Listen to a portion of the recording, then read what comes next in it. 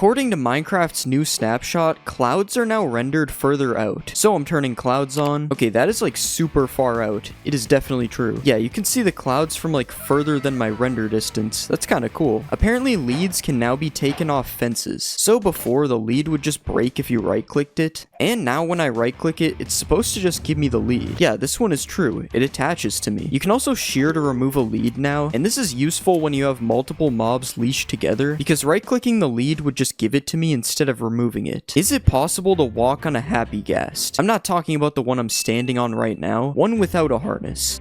Yeah, you can also walk on one without a harness. That's pretty cool. But now let's try it on a regular ghast. Okay, that is not possible. This is definitely going to be used to troll people on parkour maps or something. Apparently there is a new way to get the Roblox camera in Minecraft. So with the attribute command, I can change my camera distance like this. Okay, 2 actually zooms me in. What about 200? Okay, this is more like it. This is definitely a crazy camera angle. It doesn't work in first person, because I don't think that would really work. But you can zoom your camera out like you're in Roblox now. Is there a new achievement for correctly placing a creaking heart? Yeah, there is. Heart transplanter. Looks like I am now a heart surgeon. Apparently the locator bar hides you when you're crouching. So you can see my other account on the bar right here. And I'll just go here and toggle crouch. Now let's go back to the other game. And it gets rid of the locator bar. This is true. I feel like this was pretty obvious, to be fair. Now what seems less obvious is hiding with mob heads and carved pumpkins. So we'll try the mob head first. And yeah, there's nothing on my locator bar. This is true. And now we'll also try a pumpkin head. The pumpkin head also removes you from the locator bar, which is really weird considering name tags still exist when you wear these things. Apparently the lead is bigger in 1.22. Okay, this guy, you can't lead this guy. Yeah, this is actually true. This lead is massive. Can you attach a mob to another mob? So with the new leads, I should be able to attach 2 mobs together. Just gotta crouch. Yeah, it's true. We got a pig centipede. Can I attach a mob to a happy ghast? Okay, we'll attach the pig and... okay, never mind. The pig's not there. That doesn't work either. Okay, I finally got the pig to attach, so this one's true. The happy ghast is able to carry mobs. And just like in the Minecraft movie, you are able to do this with boats. It's just like how the ghasts carry piglins in the movie. This isn't a new thing, but apparently you can make a llama train with a lead. So by putting a lead on a llama, I get a train of llamas. Yeah, they actually all just follow me. But I wonder if you can make a llama train with a happy ghast carrying it. Let's just attach this. And yeah, they're all following the one in the air. You can make a flying llama train. I also just found out that llamas have cool carpet designs. Like, I just never knew anything about llamas. We've seen a happy ghast make multiple mobs fly, but can it make a player fly? Okay, I'm attached. Wait, I swear I just moved. I'm kind of getting pulled. Okay, so if I take my happy ghast all the way up here, okay, I'm up high, it should pull me now. Now it's just doing nothing, bro. I swear it worked. I don't know. I'm like 90% sure it worked. I'm gonna have to say that one was half true. Is it possible to craft the new dried ghast? So if you put some ghast tears and bones like this... okay, never mind. That's the old recipe. This is the actual one. You can get a dried ghast for some reason. I don't know why you can craft this. So when you put a dried ghast in water, it goes through different phases like this. But does it age backwards when you take away the water? Yes, it actually does age backwards, causing you to have to start over again. Weirdly enough, I feel like this still made it turn lighter though. If you leave a happy ghast, will it stay in the same place? So I'm just gonna fly until we can't see our ghast anymore. Okay, we can't see the ghast anymore, let's head back. Yeah, it's still chilling around the same area. Apparently happy ghasts follow you with a harness. So this doesn't work on a ghast that already has a harness, but does it work on a newly spawned one? Yeah, the ghast follows you when you hold a harness, which makes it a lot easier to put a harness on it if you're not in creative. I feel like this video has been all about happy ghast facts, so here are some extra happy ghast facts. When spawned, a ghastling will try to follow a player or an adult non-aquatic passive mob within a 16 block radius of it. A ghastling takes about 20 minutes to turn into a happy ghast if the process isn't sped up with snowballs. Happy ghasts cannot be bred and are only spawned through adding water to dry ghasts. Happy ghasts slowly regenerate health and they regen faster during rain or when they are flying at the same height as clouds. There is a new achievement called Stay Hydrated for when a dried ghast is placed into water. Apparently the ghast has a new texture. So I've been looking at ghasts the whole video and I haven't noticed anything, but I'll try to find a ghast from an older version and and put a side-by-side comparison. I thought this one was fake, but after seeing the old Ghast, it is true. The new one is more HD to match the smile on the happy Ghast. Next up, you will not believe it, but Minecraft is finally adding shaders to the game. Vibrant Visuals is essentially a shader pack in vanilla Minecraft, which is really cool though, because it's a shader pack in vanilla Minecraft. They finally added shaders to the game. This is Minecraft 2. A couple interesting things are these pixelated shadows, which is different to most shader packs that just have blurred edges on the shadows, and also this water, which I'm not gonna lie, kinda looks like Lego, so I don't know if I'm a fan of that. At the bottom of this, it says captured on a high-end PC, so rest in peace to anybody who's playing on an old laptop, or a tea kettle, or the Las Vegas Sphere. You're probably not gonna be able to run this feature. The first feature that is actually playable right now in the newest version of Minecraft is fallen trees. Now you can find trees that have fallen down. Apparently this was already a thing in Bedrock, but this raises the question of how did the trees fall? Because when I break part of this tree, gravity does not exist. So who is making these trees fall? I imagine you've probably noticed that there's human feces all over the ground as well. This is leaf litter. Not only are the trees falling, we got falling leaves now too. These leaves immediately change color upon touching the ground. Unless you're in a pale garden, then the leaves are lore accurate. If you're really out of it like me and you missed this update, the pale garden is like the roofed forest, but it's pale. And there's a dude that spawns in it at night. This is the bro. I don't know what he does. Why am I Steve? Who made me Steve? Anyways, what's changed with him in this update is that now if you put a name tag on him, he will survive throughout the day. So you can keep him now, as a pet. As you can see, there's no such thing as pig racism. The pigs got different variants now. Mojang must have finally listened to me and added these to the game. We got cold pigs and we got warm pigs. The cold pig is rocking a pig fur coat, as you can see. Pretty tough. Then we got the warm pig with a stripe on his back. Butt naked. Quick intermission. I'm not a conspiracy theorist, but I swear the lighting looks different. Does anyone else think it looks different? Like, this is different, right? We got cow variants being added as well. It's pretty much the same concept as the pigs. The warm cow is like one of those bulls because it's got horns. Nah. And this is the cold cow, same kind of thing, but with a fur coat again. And finally, you know Mojang had to add chicken variants too. I'm not gonna lie, the cold chicken be looking crazy. This dude got more hair than me.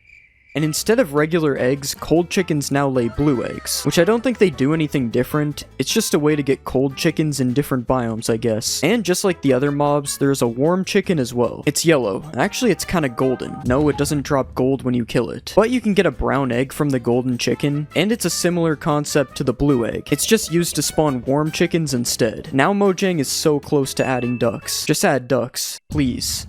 I have a couple things written down here from a month ago that have to do with sheep. New sheep, they're now upside down. Don't know what that means. I don't think it means anything. Sheep wool color changes based on the biome they are spawned in. So yeah, sheep are now color-coded. I don't exactly know how this works, but it's on screen. As you can see, I was confused a month ago too. Sheep in deserts? Who the Fortnite spawn in sheep in deserts? But the most important change here is that the sheep's face now has wool on it. That's not what that's supposed to say. It's supposed to say that the sheep's face is now colored based on the color of the sheep's wool. You can also shear a sheep now, and the little wool spots left underneath are colored as well. That's all we have about sheep for now. The sheep man is in the next update. But now I'm going to share something interesting that I just found out myself. This might not even be a new feature. I don't know. But fish come in different sizes now. If you spawn a bunch of salmon, sometimes you get a big one and sometimes you get a small one. But if you kill them, you get the exact same amount of salmon no matter what size it is. This also works on cod. No, it doesn't. This also works on squids. There's baby squids now, which is awesome because, I mean, it's pretty cool. Not much to say about that.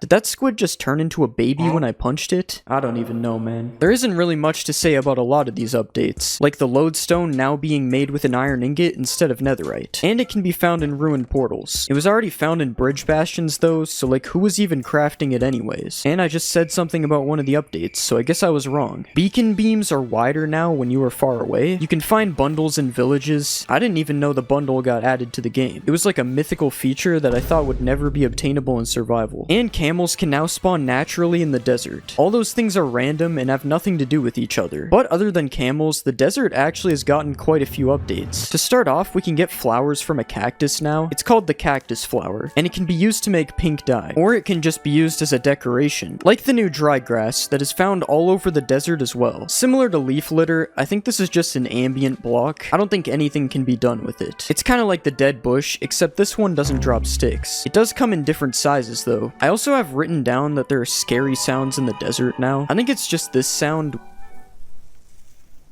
which I can't even hear, so it's not really scary. There's new wolf sounds now as well. Wolves now have 1 of 7 random personalities. It's like pandas, except it's wolves. Your wolf can now be angry, big.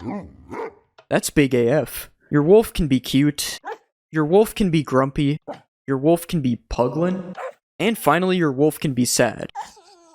There's also still the regular old sounds as well. Big news for cows. Now they have an extruded nose instead of a flat nose. Same thing for mushrooms. Super big news. And you're also able to spawn them from these brand new cow-themed spawn eggs. Along with those eggs, every single spawn egg has been changed to match the mobs that they spawn. Some of my favorites here is the tadpole. That is not a tadpole. The villager kind of looks like Easter Island. And the hoglin. I mean, this isn't even an egg anymore. It's just a hoglin. There's also some new test blocks that are added in this update. We got the happy and sad test blocks. These look like a lot of people's skins. We got this one. It's got like a crosshair on it. This one, which has some kind of structure test inside of it. And this chat bubble one that does the same thing as all the other ones, except for the structure one. And what they do is, I really like that they can, it's super cool that they... Another new block is the wildflowers, which are like the pink petals from 1.21, except instead of being found in cherry biomes, these can be found on the ground in birch forests. They work exactly the same as pink petals. You can place 4 of them in one block like this. And you can also find firefly bushes now, which is a type of bush that houses fireflies inside of it, which are not currently a mob in the game. They're just pixels that are found hovering around these bushes. Supposedly you can also hear a buzzing sound when you go near a firefly bush. I am not hearing a buzzing sound though, so I don't know about this. If that wasn't enough ambience though, we also have an alternative to tall grass now, or short grass, as it's apparently called now. For me, both of these were always called tall grass, but I guess I can't do that anymore. Anyways, this is a bush, and it's different to short grass as it's more dense. That's really it. It's a bush, dude, I don't know. You know what everyone wants in their house? A 1-to-1 replica statue of themselves. And this could be a possibility in the future by adding the ability to give armor stands player skins. It would be a little bit weird having mannequins in your single player world, but I can definitely see this being used a lot in multiplayer. Minecraft 1.22 has been speculated to be the end update. Although this is not confirmed, if 1.22 does bring new updates to the end, one of the updates we would be seeing is a new ore. Radium ore has been under review by Mojang for a while now. It's an ore that would be found in the end that could be smelted to make radium ingots, which could then be turned into a radium block. Radium blocks emit light, and they would be radioactive, applying poison to anything near it. So building your house out of it probably isn't ideal. You know how the wandering trader has llamas? Not anymore. Well, imagine if this dog was this villager's pet. That's right, villagers could have pets in the future. The concept is, if you attack a villager, his pet will come defend him just like the golem does. Now, I think this is a really cool idea, as long as it doesn't get too crazy. Waves could be added to Minecraft. Now, this is one of the more possible changes to be added in the summer update, as it matches the whole ambient theme that Mojang is going for. I think waves would also make the water and vibrant visuals look way better than the current flat Lego design that we've seen so far. Obviously, the waves wouldn't be this crazy though, but it would be cool if they were. It's kind of fun to surf these in a boat. We could also see seals being added to the ocean in the future as well. The seal does have a ton of similarities to the dolphin though, so it would probably take a full ocean update to see seals added to the game, which could also bring the addition of crabs and lobsters to the game. These mobs would be the size of a silverfish, and they probably would attack you with claws if you go near them. You could get crab and lobster meat from killing crabs, and you could even catch them with crab traps as a new alternative to fishing. Another simple change related to the ocean is the ability to repair tridents. Right now you need another trident to repair your current trident in an anvil, when instead you could just be able to use prismarine shards to make repairing tridents a lot more affordable. Another simple change we could see is the ability to push chests with a piston. I didn't even know that this was impossible until seeing this suggestion, and if you play Bedrock, you wouldn't know this is impossible because it is possible on Bedrock. With Mojang adding a lot of features from Bedrock to Java, this could possibly be added to Java very soon. Another thing that could possibly be added is double jumping. A double jump enchantment could be added to boots that would probably work similar to how it does on servers. Now this would kind of make jump boost potions completely useless, as double jump would just be way better, but it's still a cool concept for a new enchantment, or possibly a new type of boots that are specifically made for double jumping. I say this because we could also be seeing a new type of boots called speedy boots, as Steve calls these things speedy boots in the Minecraft movie. So a new type of boots that gives you speed naturally could be added in the future, although these might just be soul speed boots that have been given a cool look just for the purpose of the movie. We could also see backpacks being added in 1.22. Similar to bundles, which were just recently added, backpacks could serve as an inventory inside of an inventory, or even add slots to your inventory when worn, although I would assume they would get a new item slot if this was the case, because wearing a backpack over a chestplate could be a bad idea. Another wearable item that could be coming to the game is mob heads. Okay, obviously mob heads are already in the game. I mean more mob heads than the ones we currently have. Like maybe a head for every single mob in the game. Having every mob head in the game would be super cool, as it would give people a new challenge to collect every head in the game. Wait, how did they get this? Colored stairs and slabs have been missing from the game for a while, and new terracotta and concrete slabs, stairs, and walls could fix this issue, or just adding every single color of wood could fix this too. I wonder which one Mojang will do first. Also, changing the color of the sky could be a feature coming to the game soon. You wouldn't be able to do this in survival, but a command to change the color of the sky could be very cool. And we could even have different sky colors for certain biomes, kinda like the fog in the nether. Or even just biomes where it's always night or always daytime. I'm looking at one biome in specific. Dog beds could be added to Minecraft, which would serve as a way to have a more permanent pet in Minecraft. As similar to how beds work on players, dog beds would set a respawn point for your dog. This would stop your friends from killing your dog when you're not online, and instead they would have to be a little bit more creative. We could also see skeleton dogs, which are dogs that have been struck by lightning. A skeleton would no longer be afraid of this dog, as it is now a skeleton dog, and you could maybe even find skeletons walking around with their own skeleton dogs, kinda like how skeletons can ride skeleton horses. Also under review is a giant biome. No, not like this.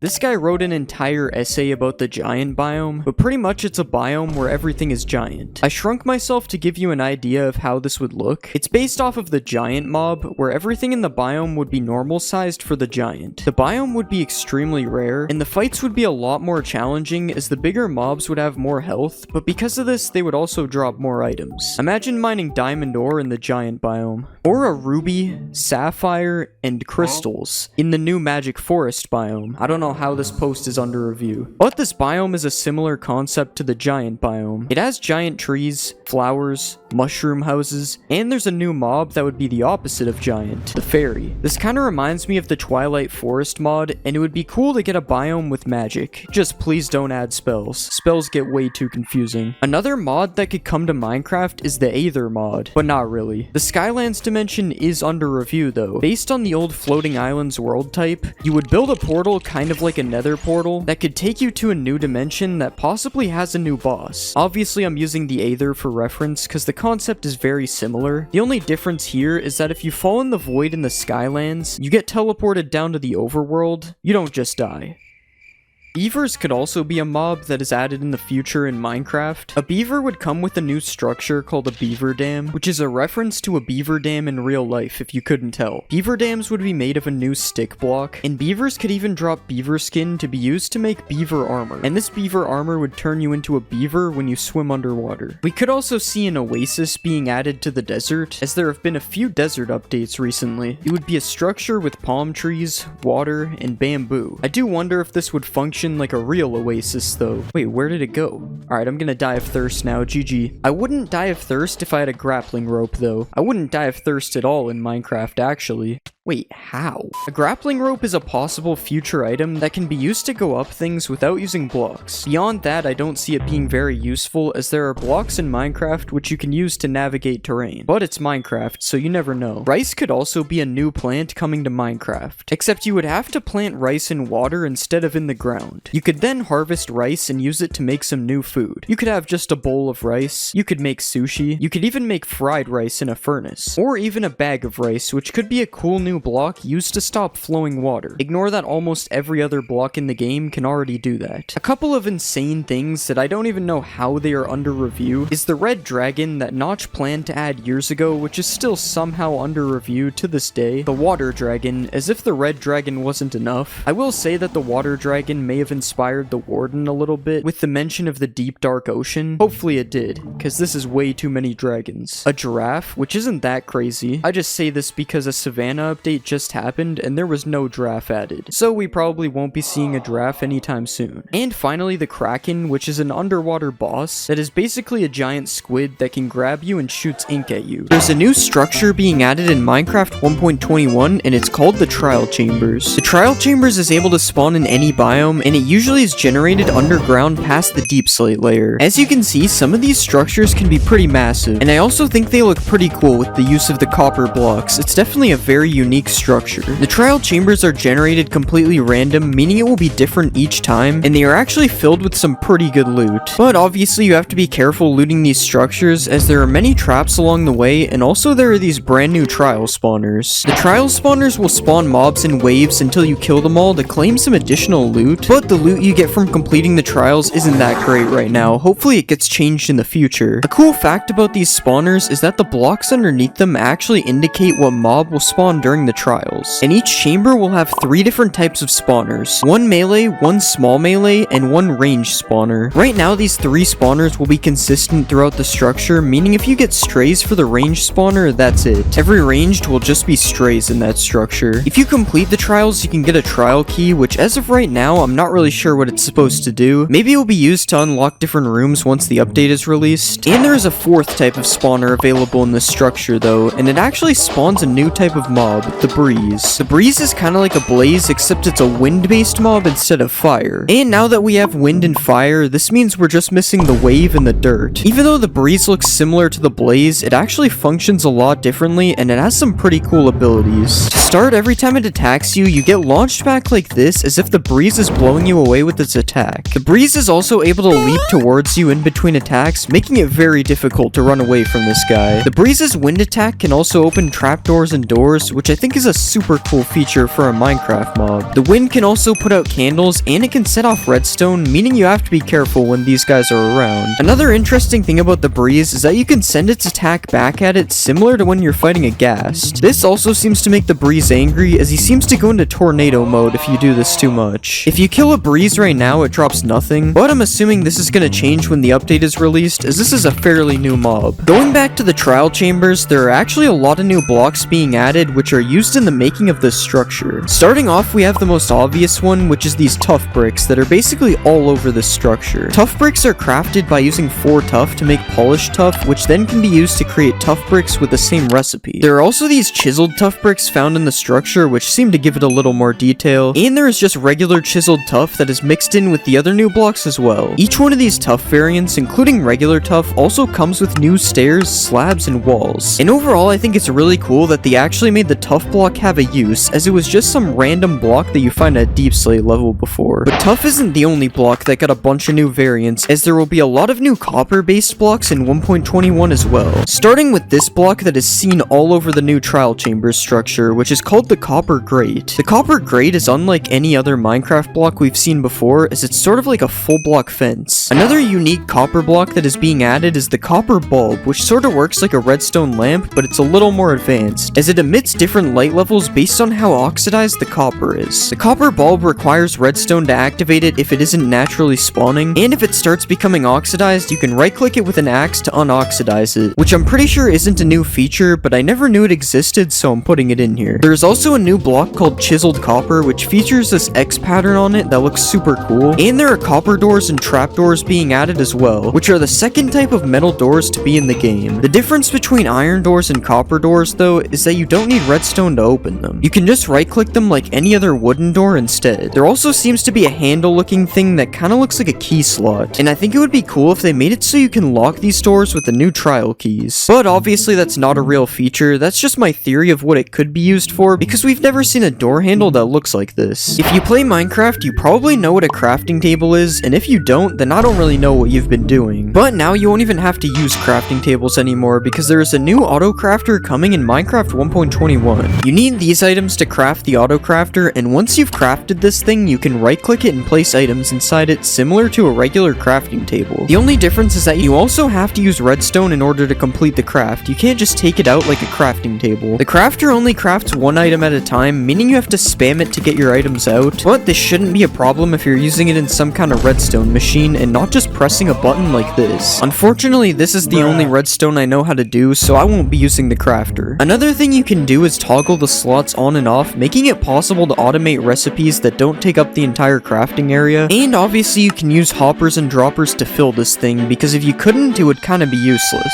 Another thing you can use hoppers and droppers to fill is the decorated pots that were actually added in 1.20, but now have a few new features being added to them. To start, you can right-click decorated pots to fill them with a single stack of items, which wasn't possible in the previous update. The only problem with storing your items in a pot is that you can't get them out without breaking the pot, so they really have more map-making use as they can be used to hide items. You can also now shoot decorated pots to break them, and this not only works with arrows, but this also works with any projectile, including projectiles that are shot by mobs. Unfortunately, the breeze can't break them though. You can stack decorated pots up to 64, which wasn't a thing before. You used to just have to have a full inventory of them, and overall I think these changes are pretty cool. It's definitely a lot better than how the decorated pots were before. The armadillo won this year's Minecraft mob vote, and I'm honestly kinda surprised. I thought the penguin would win for sure, but this means that the armadillo will be coming to Minecraft 1.21, and here are the features we know about it so far. The armadillo will spawn in savanna biomes, which will make it the first mob specific to this biome, but I have a feeling it might spawn in deserts as well based on what they wrote on the mob vote page. The armadillo can roll up into a ball when it gets surprised, and it might be possible that it does this when it gets hit as well for extra defense. If you kill an armadillo, it will drop its scoot, which can be used to craft dog armor, and it says this is perfect if you tend to get surprised by skeletons after nightfall, which I find kinda weird because skeletons are actually afraid of dogs. Another mob related change that is coming to Minecraft 1.21 involves bats. The mob that has been in the game for years has actually gotten a new texture added to it, similar to the Vex changes that we saw in the last update. The bat also has a new flying animation, which looks a lot cooler than the old bat, and it can also hang underneath blocks, although I'm not sure if this is a new feature. It might have been in the game before. Overall, I think these bats look pretty cool, and I hope they continue updating old mobs in the future, because some of them could really use an upgrade. You've probably heard this noise when an enderman teleports away from you, but in the new update, this noise is going to have another use, because now when you throw an ender pearl and it lands, you will hear this noise as well. This means the days of silently ender pearling on people are unfortunately over. The /tick command is a new command that can be used to manipulate the speed of the game, and if you type /tick rate and then a speed, you can actually speed up or slow down Minecraft without the use of an external program like you had to before. And you are also able to just completely freeze the game if you do /tick freeze, which can be kinda cool. I mean, look at this red cow. Another thing you can do is /tick sprint and then a time, which will make the game go super fast until the chosen time is up. And this is definitely one of my favorite things you can do with this command, as it can help a lot with making time lapses. There is a new cherry blossom biome coming to Minecraft, and what comes with it? Pink wood. Now personally, I would never make a pink house. That seems kinda sus.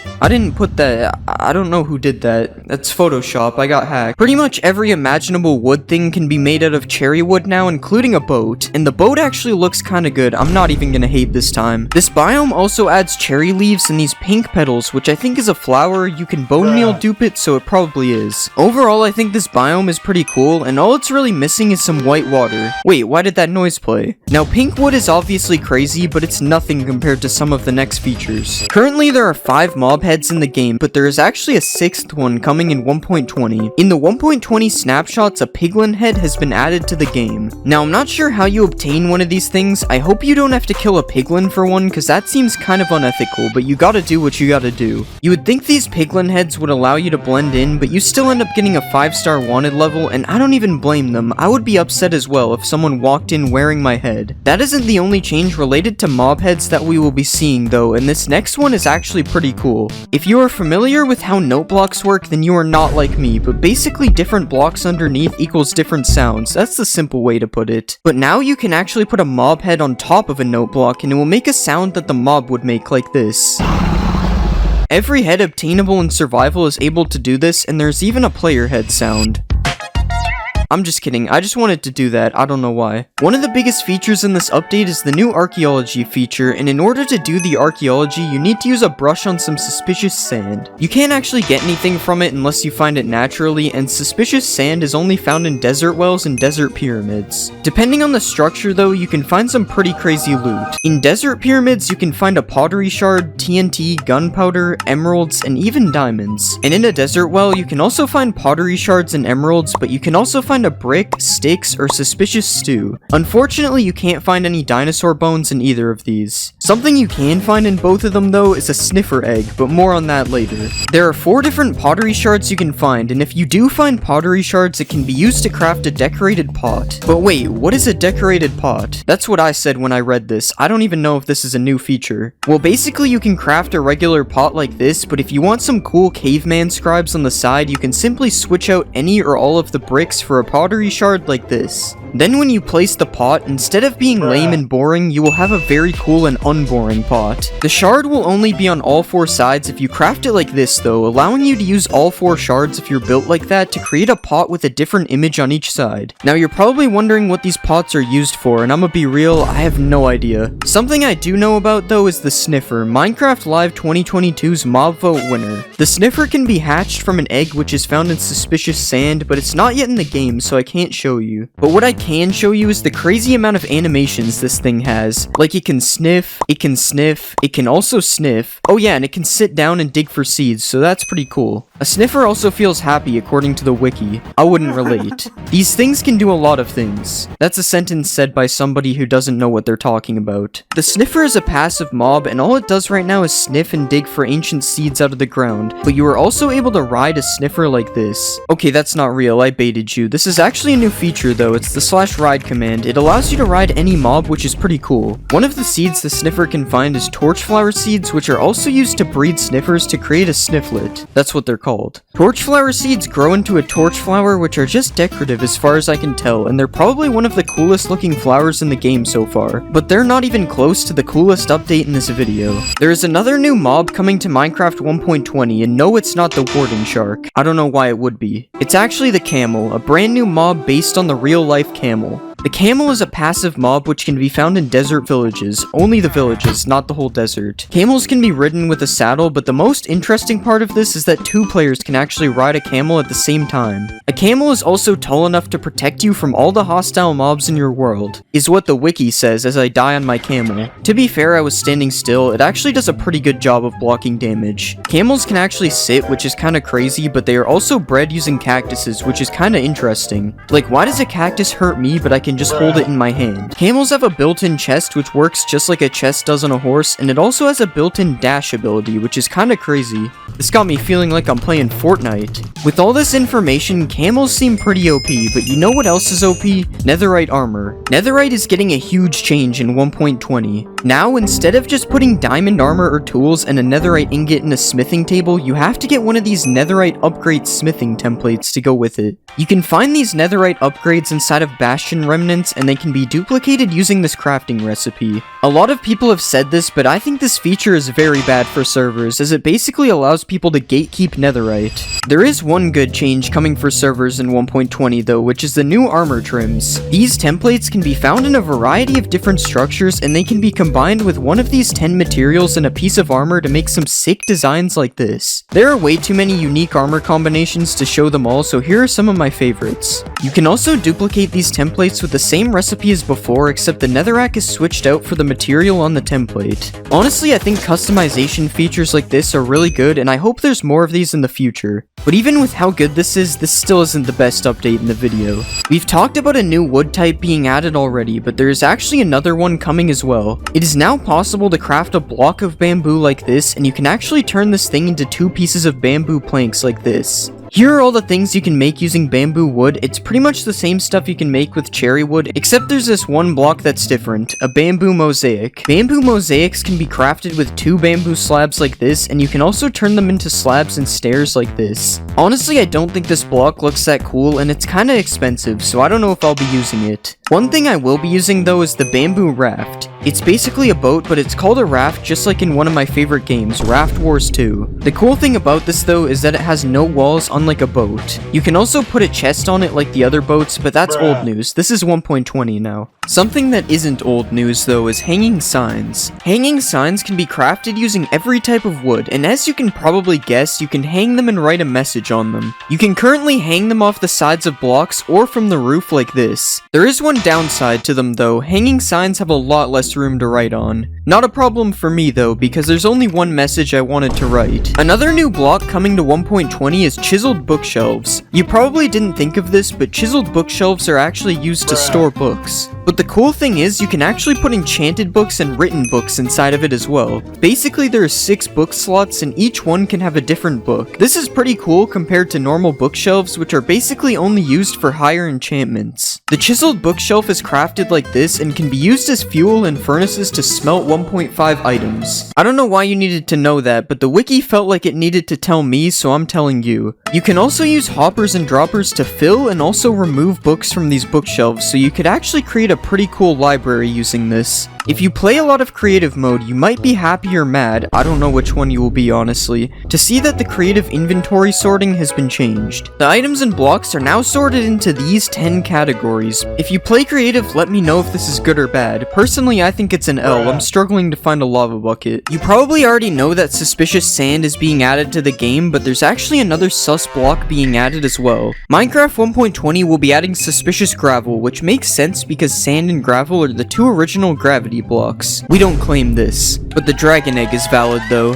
The suspicious sand can be found in ocean ruins and trail ruins. And speaking of trail ruins, what is that? Well, let's see, because I actually don't know. I haven't looked at it yet. Trail ruins are typically found near some kind of water source, and they spawn in jungles, birch forests, and taigas. No, not tigers, taigas. The wiki says they generate mostly underground, with only the tip above ground, which sounds pretty normal until you see the structure without anything around it. You can find suspicious gravel inside of these structures, and after brushing it, you can receive either common or rare loot. This is all the common loot, and this is the rare loot. Do you think this new structure is a W or an L? Personally, I don't think it's that good, but that's okay, because there are a lot better features later in this video. Pottery shards have gotten an update. Well, they're actually called shards now. I spent 5 minutes looking for them thinking they got removed, but no, they just changed the name. And as well as changing the name, they also added a lot more of them. They basically work the same as before. You just take any 4 of them and craft a pot with them. All of these shards can be found in suspicious blocks in one of these structures.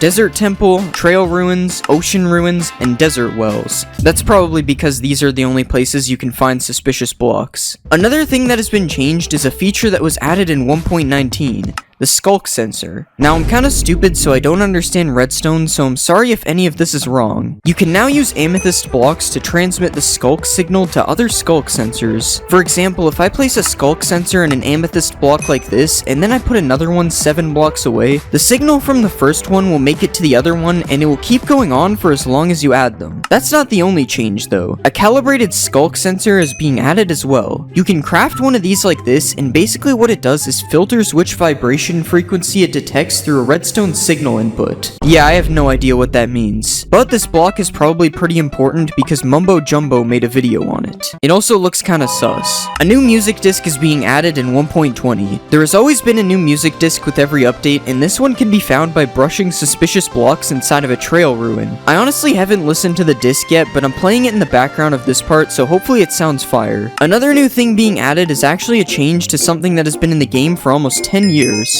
The Desert Temple. Previously, there was only one hidden room in a desert temple that probably claimed your life the first time you ran into it. But now, if you enter a desert temple and go to the back, you will find some sand on the floor instead of sandstone. And if you dig out all the sand, you will find a room that looks like this. The purpose of this room was probably just to have a place for the suspicious sand to spawn, but it's still cool seeing something so old receive an update. Speaking of old things being changed, Mojang has made a few changes to potions. For some reason, they decided to change the color of a few of the potions, as you can see while scrolling this menu. I'm not really sure why they would do this, as it just makes things kinda confusing. Like, why is night vision green? Who did this? Another interesting change to the appearance of items is the new enchant glint speed and strength slider. If for some reason you don't like enchant glint, now you don't have to look at it because you can just turn it to 0. You can also turn the glint speed down to 0, but I don't know who would do this. It looks kinda strange. Minecraft 1.20 is adding the sniffer, which is cool, but we've already been over this. A couple changes have been made to it since the last time I talked about it though, and those include sniffers now get lured by torch flowers, so now you're able to have an army of sniffers. Sniffers can now dig in mud for seeds. Didn't really know that they couldn't. The sniffer egg has been added to the game, and this is what it looks like. I'm pretty sure it hatches a sniffer, although I'm too lazy to wait for that to happen, so I'm just gonna do this instead. And finally, sniffers can now dig up another type of plant. Pitcher pods. Pitcher pods can be planted on hoed dirt, not regular dirt. This guy's kinda picky. And they grow in 4 stages.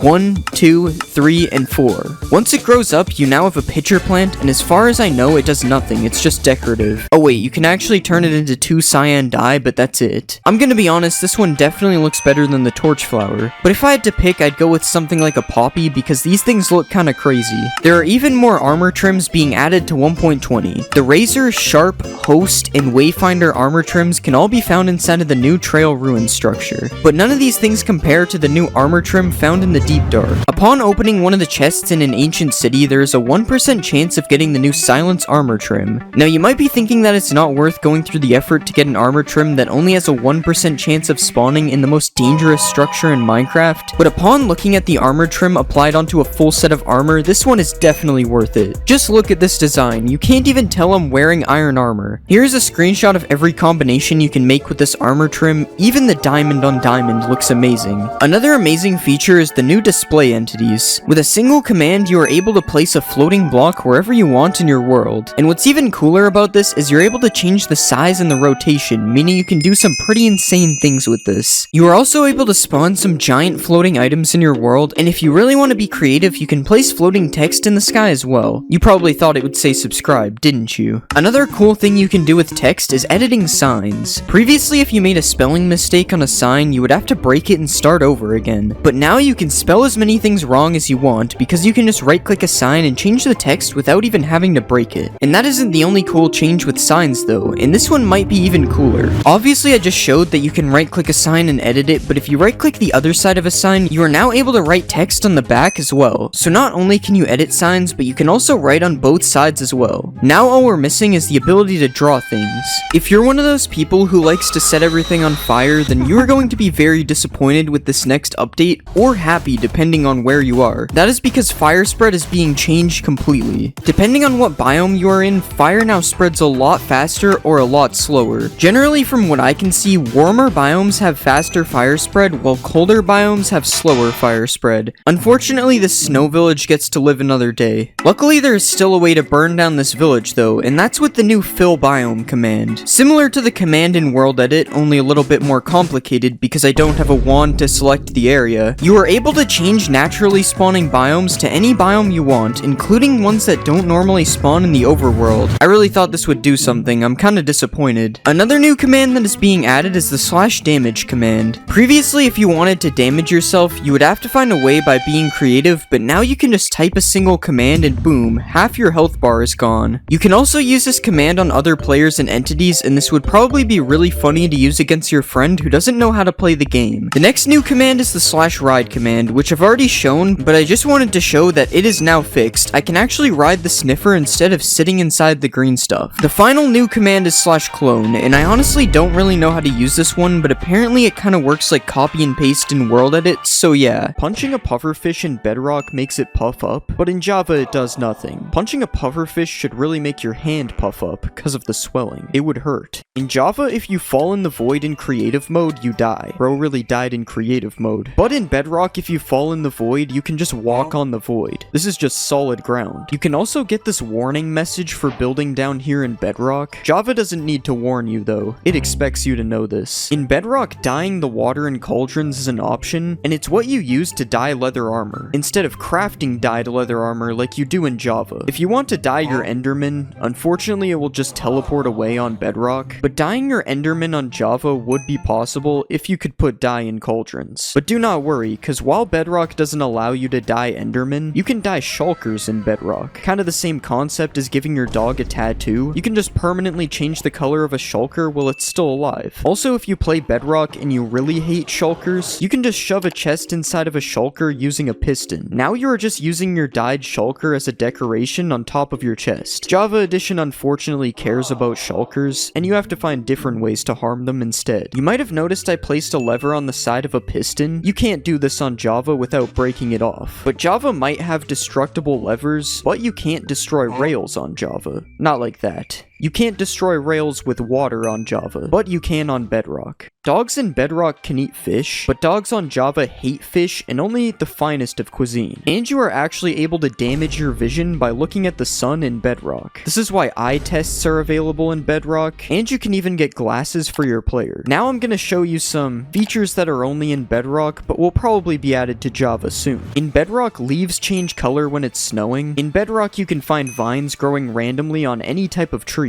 Water has different colors in Bedrock depending on the biome you are in. You can even get red water in the Nether, the most useful thing I've seen so far. And that's it. That's the only things from my list that I can see getting added to Java. In Java Edition, if you blow a mob up that can drop a head with a charged creeper, it will drop the head 100% of the time. But this only works with one mob at a time, but on Bedrock, you can blow up multiple mobs and get all of their heads at once. If you ever wanted to ride a boat through a wall, unfortunately that's not going to happen on Java Edition, but you can place some slabs at the bottom of a wall like this, and then boat through it just fine on Bedrock. In Bedrock, you can give items to armor stands. Originally, I thought you could do this on Java. I was disappointed to find out that you can't. And you can also name an armor stand dinner bone to turn it upside down on Bedrock. I'm starting to think Bedrock may actually be better, which is why I will showcase the difference between bridging on Bedrock and Java. This has just never made any sense to me how this is possible on Bedrock. It feels like something out of a Roblox game. In Bedrock, you can ride a skeleton horse without a saddle. You can't even ride a skeleton horse at all on Java. I really thought you could. There is still a Farlands in Bedrock 17 million blocks out. It works a little differently than the Java Farlands that was removed. This one is even more glitchy. Bedrock has a zoom out animation when you die, while on Java you just die. There's no animation. And on Bedrock, a baby villager's head is massive. Baby villagers must be a lot dumber on Java. The wither on Bedrock is actually a lot more powerful than it is on Java. That is because the Bedrock Wither has double the HP, and it glows white when it's spawned. The white doesn't make it any more OP. If you ever wanted to waterboard a phantom, you will be sad to find out that phantoms don't take water damage on Java. But if you play Bedrock, I have good news. Phantoms can actually drown on Bedrock. You can also light yourself on fire in Bedrock, and then use it to light candles and campfires with your body. Java doesn't have this option though. And Java also doesn't have the option to light these things using a fire aspect book like Bedrock does. But something Java does have that Bedrock doesn't is furnace minecarts. Yeah, this item just doesn't exist on Bedrock. If you get a regular minecart on Bedrock and put an iron golem in it, you can see that it works. But on Java, an iron golem is a little too big for a minecart. You also gotta make sure that your iron golem doesn't get trapped inside of the rails, as mobs on Java do not walk over rails. Java really just has superior rails, I guess. These things can block off mobs and restrict water. Bedrock has the superior leads though, as you can attach leads to entities like boats, which isn't a thing on Java. And they also just look super cool compared to the ones on Java. Leads can also be attached to walls on Bedrock, but this only works on fences in Java. And you may also notice that the wall item itself looks different on Bedrock than it does on Java. This is because...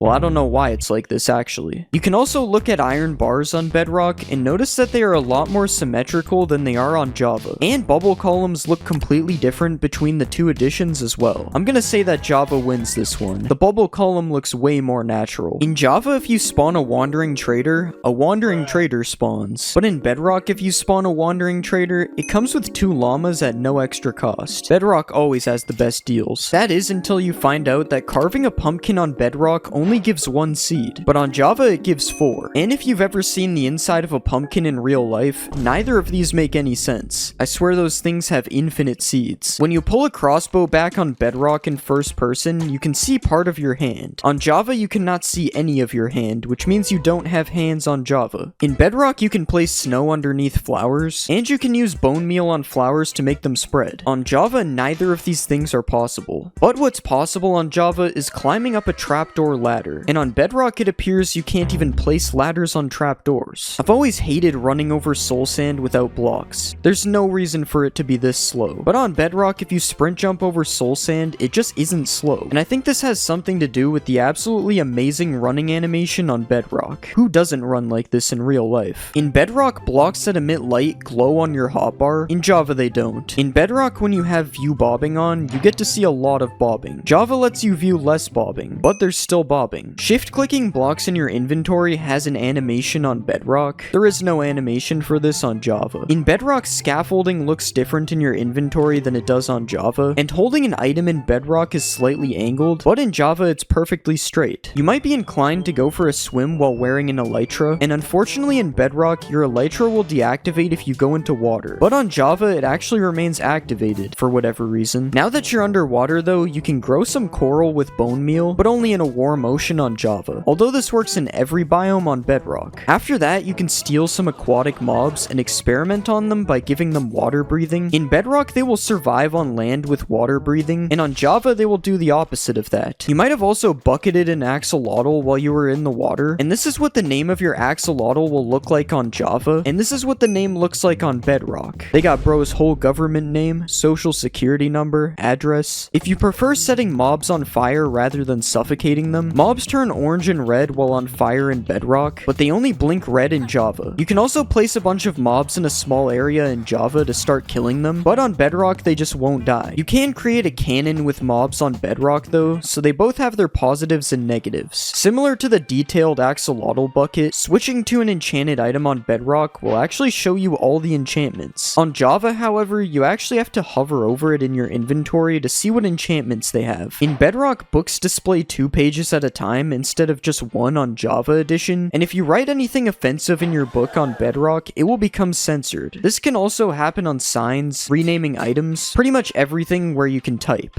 On Java, you can type freely though. In Java edition, if you cover up your bed with a bunch of blocks, the bed will become obstructed and it will just respawn you at the world's spawn point. But in bedrock, you can encase your bed in an indestructible vault, and you will still respawn within the area of your bed. If you name a big slime in Java edition and then kill it, the slimes that it splits into will still have the same name. On bedrock, if you do this, the smaller slimes do not carry over the name. It just becomes forgotten. In bedrock, animals like horses slowly grow up into an adult, but on Java, the change just happens instantly. You can then ride your horse on Java, and your hunger bar and XP bar get replaced with the horse's health and jump bar, but on bedrock, the XP bar only gets replaced when you are jumping. Otherwise, you can still see how much XP you have. In bedrock, hearts move down when you have regeneration, and on Java, for some reason, it's the opposite. Hearts move up. You also can't eat food in peaceful mode when your hunger bar is full on Java, but for some reason you are able to eat as much food as you want in peaceful mode on bedrock. In bedrock, having a parrot on your shoulder will prevent you from going through a nether portal, but in Java, the parrot will actually go through to the nether with you. Oh, whoops. Looks like I forgot something in the overworld. If you want to place a torch on top of a honey block, you cannot do this on Java, but it is possible to do this in bedrock. Useful information for bees. And the new vibrant visuals is actually available on bedrock, but not on Java. It will be available on Java soon though, but the difference here is that bedrock seems to get everything first before Java gets it. When you kill a ghast with its own fireball on bedrock, it will turn orange. You also probably noticed that a ghast's eyes and mouth kind of glow when shooting a fireball on bedrock, but in Java, it just remains red and boring. This single warden who really wants to kill me, but he can't, so he does this, which is cool and all, but it isn't satisfying. So what will happen if I spawn 100 wardens and have them do the same thing?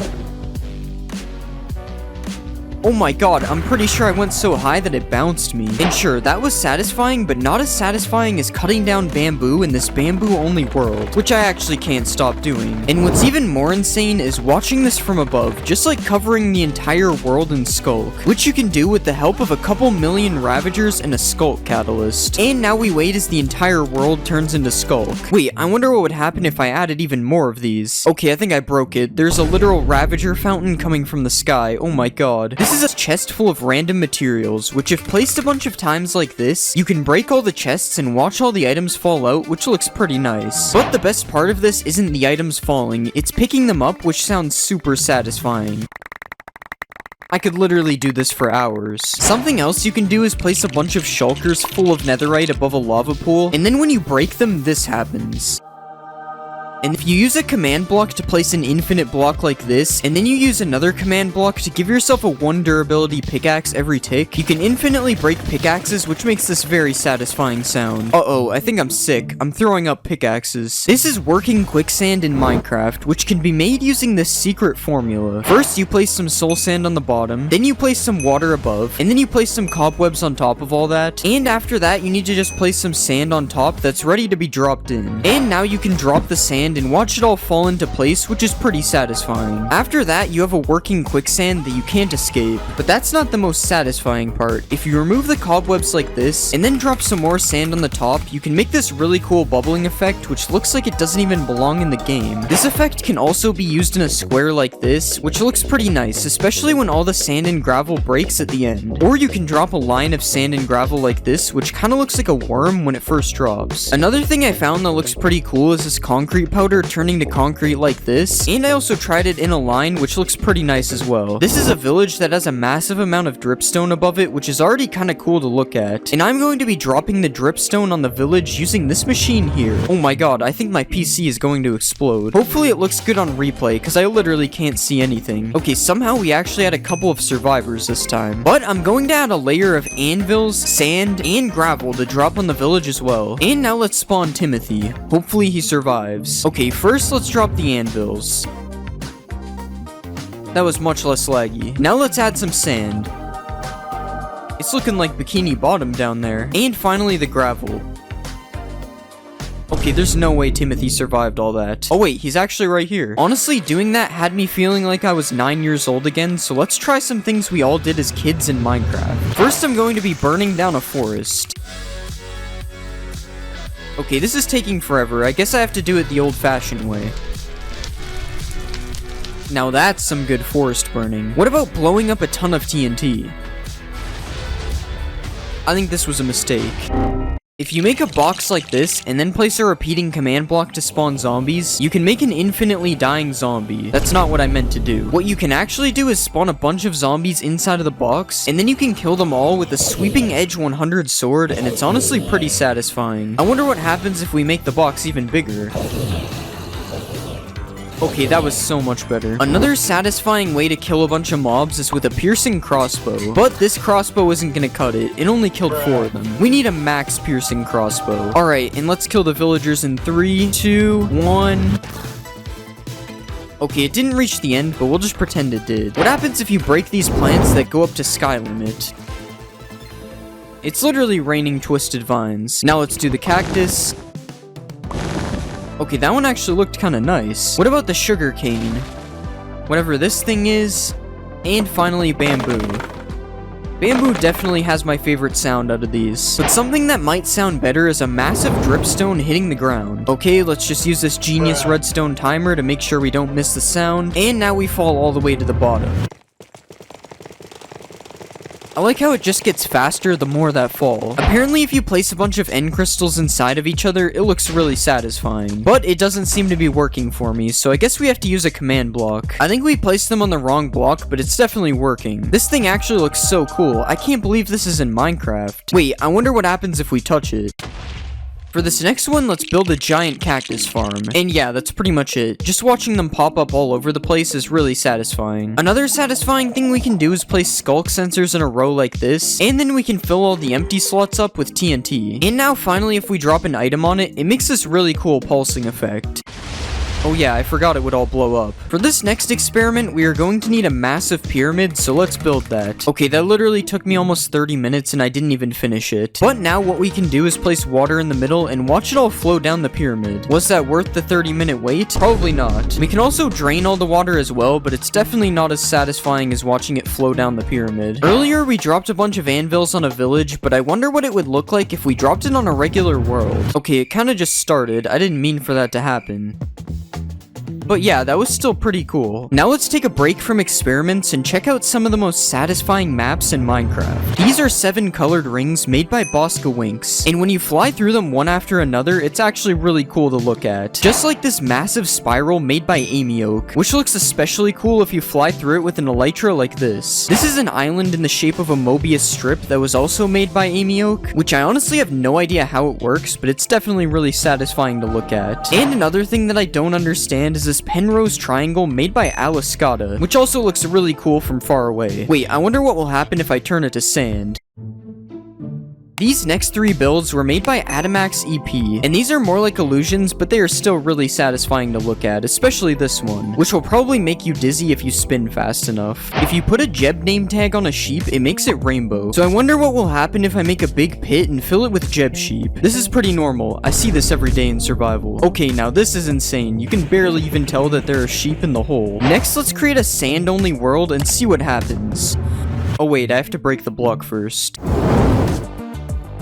There's a short amount of time before it becomes way too laggy. So now let's make it laggier with concrete. This would probably look so cool if it wasn't a slideshow. Next, I decided to make a sapling only world, and watching them grow was actually really satisfying. I can't move on until all the holes are filled. Another experiment similar to this idea is making a drip leaf only world. I honestly had no idea what would happen with this one, but it's probably one of my favorites so far. And the last world I made was a cactus only world, but it didn't really go well, so we'll just move on. If you place 2 slabs like this, and then you push them together with a piston, you can make an illegal slab. So I wonder what it would look like if we copied the build a bunch of times to make a wall of illegal slabs. Honestly, I'm not sure if this is satisfying, but it's definitely pretty cool, and also really laggy. Picking up a ton of XP can also be pretty satisfying. Okay, it just won't stop. It's been doing this for like 5 minutes. And for the last experiment, I decided to put some bees in a nest. A lot of bees. Okay, if we set it to day, they should all come out at the same time. Oh my god. Yeah, I don't even know if that was satisfying. It's kind of unsettling, actually. Everybody knows that leather armor is the most useless armor in the game, but did you know that leather armor isn't even leather armor? In the early versions of Minecraft, leather hadn't been added to the game yet, so players would instead have to craft this armor using wool blocks that you obtained by punching sheep and turning them bald. This armor was eventually replaced with leather armor, but the texture remained the same, meaning the armor you wear today might not be what you think. Speaking of weird armor things, did you know that Minecraft's old armor system actually worked a lot differently? To start off, armor used to absorb all types of damage, including fall damage, meaning you could jump off of a massive mountain and survive wearing full leather armor. But you also might have noticed that I have 10 armor bars wearing leather armor. How is that possible? Well, prior to beta 1.6, all armor actually provided the same amount of protection, and the amount of armor bars you had was actually reflected by the amount of durability left on your armor. This meant that the only actual difference between leather and diamond armor was how fast it breaks, which in Minecraft Alpha was pretty fast. When thinking of the most iconic Minecraft item, you probably think of diamonds, but what if I told you that diamonds weren't even diamonds when they were first added to Minecraft? When Notch first added diamonds to Minecraft, he decided it would be a good idea to refer to them as emeralds instead of diamonds. Maybe this is why villagers have been after them this whole time. In the early versions of Minecraft, creepers never used to explode. Well, kinda. In the in-dev stages of the game, creepers existed as a hostile mob, but they would just melee attack you instead of explode. Don't let this fool you though, as for some reason they still exploded upon killing them. In Minecraft, there are many structures, such as villages, shipwrecks, and even woodland mansions. But there is actually a structure that came before all of these, a structure that no longer exists today. When creating a world in the in-dev versions of Minecraft, you would spawn inside of a starter house that was located in the center of the world. The starter house was made up of wooden planks and stone like this, but in older versions it was just a big mossy cobblestone house. The house was filled to the brim with a bunch of chests, and each chest contained a stack of every item in the game. This seems pretty OP, and we can see why it doesn't exist today. Speaking of structures, when you think of villages, you usually think of villagers. The iconic Minecraft mob, which you can kidnap, take advantage of its self-scamming trades, and even enslave it to create a civilization. But did you know that when villages were first added to the game, there were actually no villagers to go with them? Just an eerie ghost town in the middle of nowhere.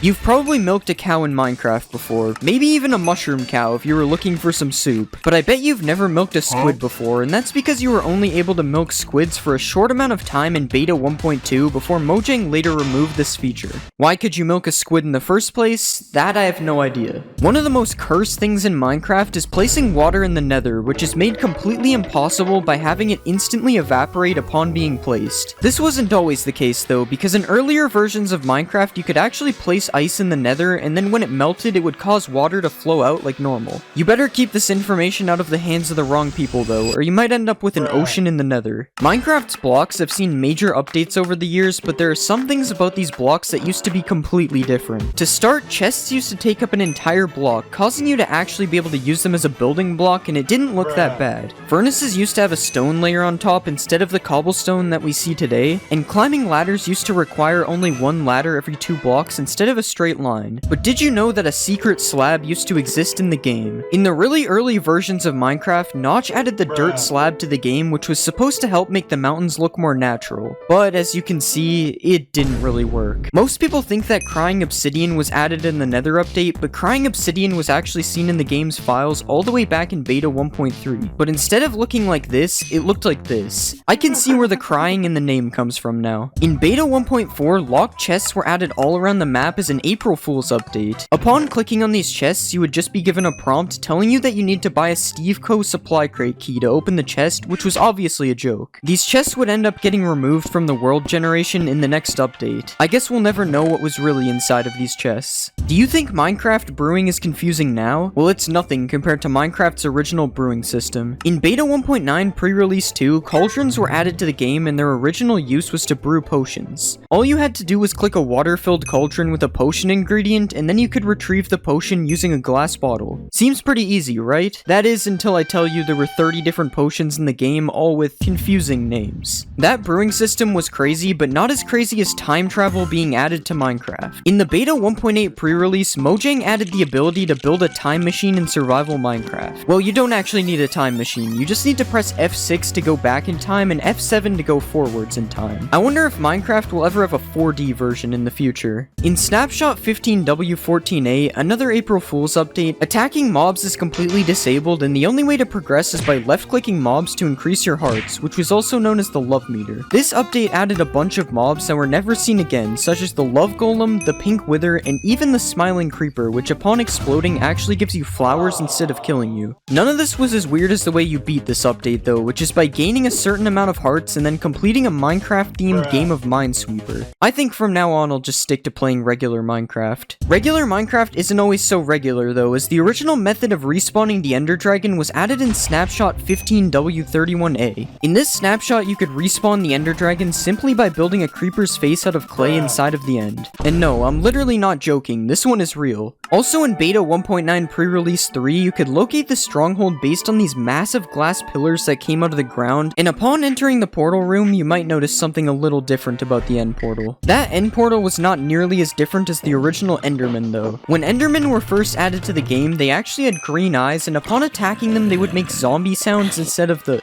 sound that they make today. To make things even worse, instead of mining for diamonds, originally you could just farm Endermen to make your diamond tools instead. This is completely overpowered as long as you don't run into the white Enderman. This is a fishing rod, and this is a fishing rod being used in PvP, but did you know that when Minecraft first added the fishing rod, it actually looked like this and was completely useless? The only thing that you could do with it was stack as many of them on top of each other as you wanted. Crazy to see how far this game has come. Food in Minecraft used to be a lot different, as there was no hunger bar, meaning food would be used to instantly heal your hearts instead. When eating food, you didn't even have to wait for the animation to finish, as there was no animation. The food just instantly disappeared like you were Matt Stoney. The one downside to this though was that the food was not stackable. This meant that in order to stay alive while caving, you had to fill half your inventory up with food, allowing you to only have a little bit of space left for collecting ores. This made everything so much slower, especially because you can't sprint in these versions. You might have heard of the Aether mod, which is probably one of Minecraft's most famous mods, but did you know that Notch almost made this mod a reality? In beta 1.6, a sky dimension was added to the game and could be accessed using mods. Notch said that this dimension could have been a dream world where the player would have a random chance of being teleported to while sleeping in the game. Unfortunately, this dimension was never added to Minecraft, and instead this concept was later turned into the end. Speaking of sleeping in Minecraft used to be really annoying. In older versions of Minecraft, when trying to sleep in an area that was accessible by mobs, the game would wake you up every time a hostile mob was standing near you, even if you were separated by a wall. This made sleeping basically impossible unless you had a nuclear fallout shelter to sleep in. on. We've talked about some of the things added for April Fool's updates already in this video, but one of the most interesting April Fool's updates was 1.rv-pre1. Kind of a weird update name in itself. In this update, a few items were added, such as the ankle monitor, 3D glasses, and even a smartwatch. They even added a USB charging block, which could be used in the exact same way that a redstone block is used today. Now, obviously, all of these items were added as a joke, but it would be kind of funny to put somebody on house arrest in your Minecraft world. This is chiseled copper, and because of this cool X design on the sides of the block, it actually makes a really nice crate if placed with some other crate looking things. And if you place these blocks in a 2x2 like this, and then place signs all around the sides, you can make an even bigger and better looking crate. You can also mix in some of the brand new copper trapdoors on the side of the crates, and you can even change the middle block to make some empty looking crates. Or we can just remove the block in the middle completely, and we get a cool little animal house. I promise I'm gonna let him out, guys. If you want to make a more humane pet house, you can place some trapdoors like this, add some carpets on the bottom, and then put the new heavy core in the front, which kind of looks like a food bowl. And if you want some more food for your pet, you can place a chiseled copper like this and put a sea pickle on the top, and it kind of looks like a melon or something. We should probably just stick to the actual melon though. I don't know if I cooked with this one. You can place some copper trapdoors on top of campfires like this to make a cool looking stove, and now we can cook the melon if we want. And if you want to make a chair to sit down and have a meal, here's one chair design using the new trapdoors, and here's another. This chair is a little bit goofy. In real life, it would be like 3 meters tall. Another new block coming in 1.21 is the crafter, which surprisingly has a lot of different building use. To start, you can make a stove by placing the crafter on top of some campfires, and then adding a few more kitchen details like this. And you can also use a crafter as cabinets if you place it facing this way instead. Who knew the crafter was the ultimate kitchen block? The bottom of the crafter can also be used as a roof, so I guess that makes it the third time it's used in this kitchen. And if you place it on the ground, it kind of looks like some kind of mat that is meant to keep the floor clean. Might as well just build the whole house out of crafters at this point. More household items that can be built with a crafter is this PC where the crafter is used as a monitor, or you can go all out and build a flat screen TV using 2 different angles of the crafter like this. Don't mind me, just sitting on my crafter couch watching my crafter TV. You can also place a crafter like this and then put a few seats around it to create an actual functioning game of tic-tac-toe. Okay, how am I losing to myself? And if you want to protect your house from intruders, you can use the crafter as a keypad like this. If you place a tough wall with a trapdoor on each side, and then add a crafter on top, and place a few more details like this, you can make a telephone booth looking thing like this. And if you look at this side of the crafter, it kind of looks like a face, which means you're actually able to build the crafter man like this. Now I know why we installed the security on the first door. This guy's not messing around. Coming up next, we have a few build hacks that are pretty tough.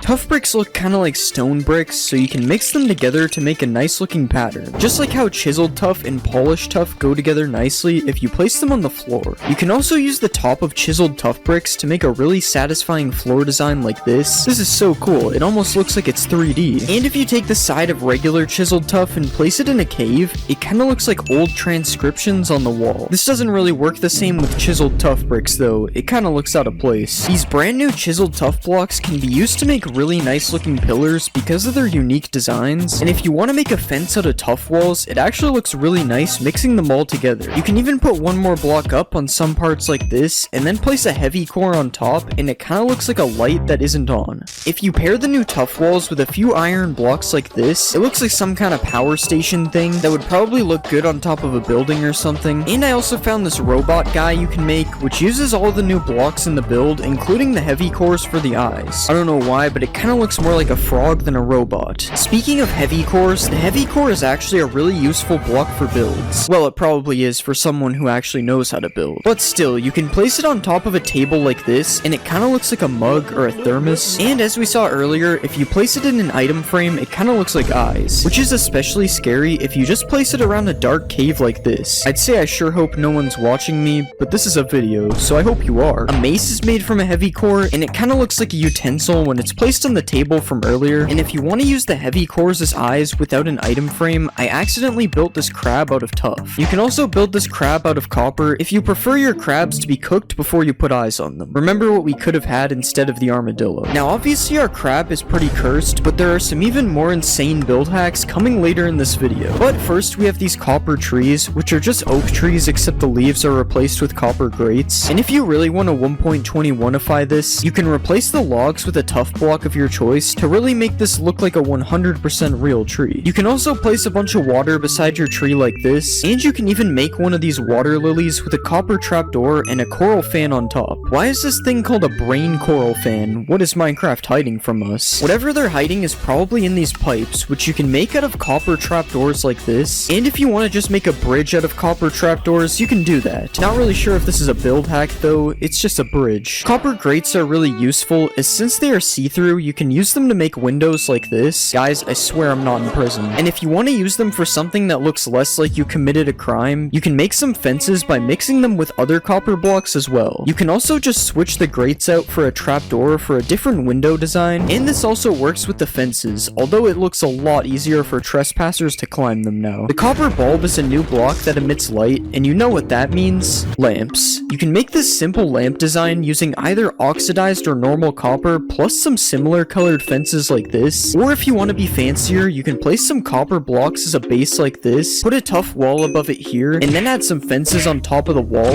and finally a slab, a trapdoor, and a bulb like this. Now this is a better looking lamp than the first one. But if you want to be even fancier, you can make a double lamp like this, and honestly I think this one is a little bit too overkill. I mean, why do we even need a third lantern in the middle? And with these lamps, you're probably going to want to add a road underneath them so that they have something to actually light up. And if you want to add a sewer entrance, you can move two of the stairs so that they are facing like this, and then add some copper grates underneath to look like a cool sewer entrance. Just make sure that you don't accidentally drop your phone in it. Now it's almost time for some cursed build hacks. But first we have this copper gear, which can be made using some of the new copper blocks, and if this gear is too much for you, you can shrink it down a bit like this if we remove the trapdoors. You can also place a copper block on the roof of a cave, and then place a wall and a fence underneath to make an artificial dripstone like this, and this actually comes in both colors as you can see, although the oxidized one looks more like an icicle than a dripstone. Another thing you can hang on the roof is a copper bulb like this to make another type of lamp, and if you want to build a copper staircase, you can now add some copper grates underneath the stairs, and also put some copper trapdoors on the sides for more detail. If you want to add some scary windows to your house, you can use the new trial spawners as an ominous window design like this, and this can also be used as a fence design if you have some kind of haunted mansion or something. A trial spawner can also be used as a bird cage if you right click on it with a parrot spawn egg so it traps the bird inside. Of course this is except for the fire, and the spinning, and the fact that it spawns parrots. Okay, that one was kind of bad, I'm not gonna lie. An ominous key can kind of look like a painting of a tree if you place it in an item frame on the wall of your house. And another thing that can go in an item frame is a breeze rod paired with a blaze rod, which is meant to look like the hot and cold on a water tap. Something that's less of a build hack and more of a cool trick is this wind charge launcher, which you can make by angling 4 dispensers full of wind charges towards you. Okay, I don't know how it turned infinite, but I'm not complaining. It's kind of like a trampoline now. If you place some copper bulbs like this, and then put some tuff in the middle, you can create a portal to the secret copper dimension. And now it's time to show you some absolutely cursed build hacks that should not be used ever, mainly because they're really stupid. First off, if you throw a wind charge and then use the new /tick freeze command, you can make a really cool smoke effect that you can use in your builds, although now the entire rest of the game is frozen, so this might not be that useful. You can also trap a bogged in some sand like this, and it will make it look like someone died while traveling the desert. When an armadillo rolls up into a ball, you can use this opportunity to use the armadillo as a soccer ball that you can even play with using a knockback sword like this. And a rolled up armadillo can also look like some boxes on the ground or on some shelves depending on where you place it. Just like earlier, if you put a bogged in some powdered snow, it will look like somebody died while traveling in the snow. The only problem with this one is that the bogged actually does die in the snow eventually. And finally, if you spawn a breeze in some water, it kinda looks like a jellyfish. Okay, yeah, that's enough cursed build hacks. That one was insanely stupid. This is a street drain that is built using the new copper grates as well as some tuff blocks, and it's a shame that you can't waterlog the copper grates, as this would actually be really cool. And if you just place a copper bulb in the sky like this and add a lever underneath, it can look like one of those floating lanterns that are for Chinese New Year, I think. I'm probably wrong about that. Don't get mad at me. You can also switch the copper bulb out for one of these frog lights like this, and then you can place either oxidized trapdoors or regular copper trapdoors on the outside for another one of these lamp designs as well. And now with these trapdoors, you can also use them as a curtain thing on the side of your windows instead of using them as windows like we did earlier. And if you want to make another lamp, like we haven't made enough already, we can place some of the new tough blocks like this and then put a copper bulb with copper trapdoors around it like this. And another weird lamp design I've seen is this copper bulb on top of a dragon egg with some buttons on it so you can actually turn it on and off. And somehow I forgot the fact that these new trapdoors can be used as railings on the side of like a factory upper level, and you can also place some copper grates to make a nice floor to go with the trapdoor railings as well. And we can finally make a power station using some of the blocks like this to complete our factory. For these next build hacks, I decided to go find them in the new structure, the trial chambers. And the first one is just using these copper grates as like an entry to a tunnel type of thing. You could also use these copper grates as like support beams on the roof, similar to how they are used in the structure here. And there are some really cool mixes of tough blocks used in the wall design of this structure, which isn't really a build hack, but it's still pretty useful to know. I also found out that you can actually waterlog these grates, which makes the street drain from earlier look a lot better now that I know this. And you can also build the face of a breeze like this if you ever wanted to do this, although I'm not really sure why you would. This combo of blocks looks pretty cool in the middle of a fountain, and you can use these trapdoors to make little hidden tunnels inside of your builds as well. The end of this tunnel looks pretty cool, especially with the X in the middle. It kind of looks like one of those things you have to turn to open a vault door. And probably my favorite Mojang approved build that I found is this secret room in the trial chambers, which isn't a build hack, but I just thought it was cool that I found a secret room. There's also another secret room. This is so cool. This is a TV that sort of looks like plankton for some reason, and to build this, you need to place an item frame with a glass pane over a stone block, and then you have to throw 2 tridents at the top like this. You can also build a laptop using a similar setup, except using a pressure plate and trapdoor instead. Another household item you can build with a pressure plate and trapdoor is a chair, which is basically just a laptop on top of scaffolding. There's also another chair which you can build using any type of wood, but it's a little big. And there's this chair you can make as well, which actually looks pretty cool. Just make sure you don't fall through the cushion while you're sitting on it. Something that is in almost everyone's house is a chandelier. What?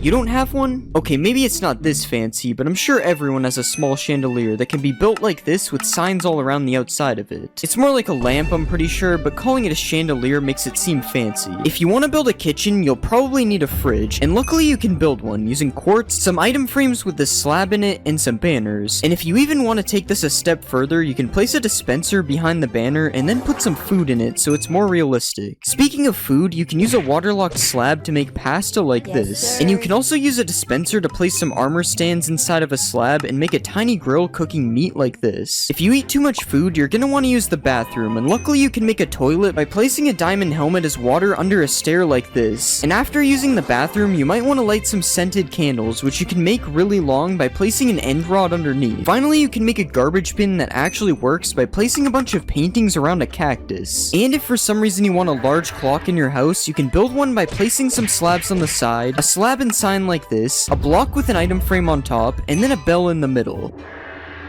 It's supposed to do that every hour. This very large trophy that definitely wouldn't fit on a shelf. And a super large rifle that is made out of wood, which really has me questioning if it would work. You can also make a witch pot, which is just a respawn anchor with trapdoors around it. And you can make a dragon head that looks like it has a sword going through it, and you can even add ketchup. That's definitely what this is. If those builds weren't random enough, you can make a guy who got locked up using item frames and an armor stand like this. And you can make a Lego brick if you manage to get your hands on some colored heads. If you didn't like the idea of killing the Ender Dragon earlier, you can just make a regular upside down sword like this. And by placing a carpet underneath a block like this, and then putting an armor stand through it, you can create a chessboard by giving it a chain helmet and putting a pressure plate underneath it. If you build a cube of ice like this, and then put a Steve armor stand inside of it, you can push some ice on top of him and make a man who is freezing to death. You can also make some cracked ice by placing glow lichen on top of it, and you can build a penguin by using some concrete like this, a beak, and then placing some banners on the front and the sides. You can place a stair in a slab like this, some signs on the side, and a fence gate on the back to make a sled. And if you want to give this sled some power, you can attach a dog to the front of it like this. Come on, hurry up, go faster. If you need more power for your sled, you can put some stairs like this, add a carpet on the back, and then place some fence gates on the side to make a reindeer. Okay, now this thing should be super fast. We got Rudolph pulling it. Reindeers help deliver gifts, so here's a gift made from a kelp block and candles, and here's a happy kid who just got what he wanted for Christmas. I'm not gonna let that happen. I'm a hater. You can make a small tree by placing azalea leaves on top of a dead bush, and you are even able to make that tree dead with some mangrove roots on top instead. You can make another cool plant by placing coral on top of some waterlogged slabs, and if you want to make some bulrushes, you can place some glass panes like this with a brown candle on top. You can also make another type of bulrush like this, as seen in my previous build hack video. Another outdoor build is the swing, which is made by placing some upside down lightning rods like this, and then putting some trapdoors underneath. You can also place 4 trapdoors like this with a waterlogged slab in the middle, and then place an egg and some coral on top to make a nest. You can even put this in a tree to be more realistic, although it looks very unnatural. There are a lot of bugs outside, and you can make one of them by placing a button through an item frame like this. You can also make a water cart, whatever that is, by placing some slabs like this, with trapdoors and some fence gates on the side, and then some barrels and a sign on top, and a tripwire as a faucet like this. Another thing with wheels is a wheelbarrow, which is made with these 3 blocks, and you can even fill it up by putting some compost in the middle. You can place a candle on top of melons and pumpkins to give them a stem, or you can use a sea pickle depending on how big you want it to be. You can also make a pineapple by putting this vine thing on top of a shroom light like this, and if you want to build a cake, you can place a piece of dirt and put some snow on top, and then you can add redstone on the top as a strawberry. This cake probably tastes really bad though, it's made out of dirt. Apparently fish barrels are real, and you can make a salmon barrel with a raw copper block and some trapdoors on the side. Or you can change it out for a raw iron block if you want to make a cod barrel instead. Another type of barrel is a honey barrel, and this time I'm actually not sure what that is. I've never heard of a honey barrel before. If you want to make your dinner table look more realistic, you can place a pressure plate on top of an item frame and place some food in it to look like a plate like this. And you can even add some condiments on the table and place some sea pickles on the side, which kind of look like cups. So much detail just for you to eat all the food in 2 seconds. If you have a dog, you can build a small doghouse by placing 5 trapdoors like this with a couple more trapdoors on the top. And you can even place a dog bowl on the side to give him something to drink. Another dog bowl you can do is this design using a decorated pot, and pairing them together looks like both food and drink. If you don't have a dog, you might have a cat, and there's also a cool cat structure you can build. First, place a scaffolding and trapdoors like this, add some fences on the back, and then place a couple carpets on top, and then you have a nice place for your cat to live. You might also have a parrot, in which you can also give a house. Well, sort of. In order to do this build, you have to push a piece of glass over top of the parrot, which is probably seen as animal cruelty. So something you can do that is less cruel is this bird bath, which uses a waterlogged slab and some signs on the side. Or you can place a hanging sign like this as a parrot perch. You are also able to use a bell if you don't think the hanging sign looks good enough. And you can also build a cage, which is slightly less evil, and it's built using fences like this, a slab and a trapdoor on top, and a chain and scaffolding attached underneath. This build also exceeds the build size limit for this video, but I'm just gonna let it slide because it looks pretty cool. The last build in the pets category is this snail, which I'm not really sure if it counts as a pet. Snails are also really slow, so the fact that it doesn't move might actually not matter. Something that for some reason isn't in Minecraft is balloons, but with a colored block, a fence, and a little animal cruelty, it is actually possible to have balloons in Minecraft. Another thing that is also not in Minecraft is hot springs, but that can be changed by placing some trapdoors and some campfires underneath a pool of water. You can also do the same technique by placing campfires under lava to get some smoky lava, and this time you don't even need the trapdoors. I would be careful when swimming in this one though, because it might be a little too hot. If you're tired of how the regular TNT looks, or just scared of building with it in case something like this happens, then you can actually place a barrel like this and put some signs on the side that say TNT to make an old looking block of TNT. You can even highlight the signs in white to make the text stand out and add a candle on top to look like a fuse. If you aren't afraid of using TNT to build, you can also place a bunch of TNT like this and then put some candles on top, and they will kind of look like individual dynamite sticks. You can even light them if you want, but just be careful you don't accidentally misclick. If you do set off the TNT by accident, it might be possible you need to build a grave, and luckily you can do that with 3 podzol blocks like this, an anvil, a skull of your choice, and a couple of flowers, and then you have a tiny gravestone for whoever died as a result of your TNT accident. Another random build hack is this super thin ladder, which is just a ladder placed on trapdoors, and something really cool you can do is place trapdoors alternating like this with ladders on each of them, and you can make a 1-block spaced working ladder. These tiki torches, which you can make using bamboo fences, and if you want to add some extra detail, you can attach a mob with a lead to the top, but obviously you will have to.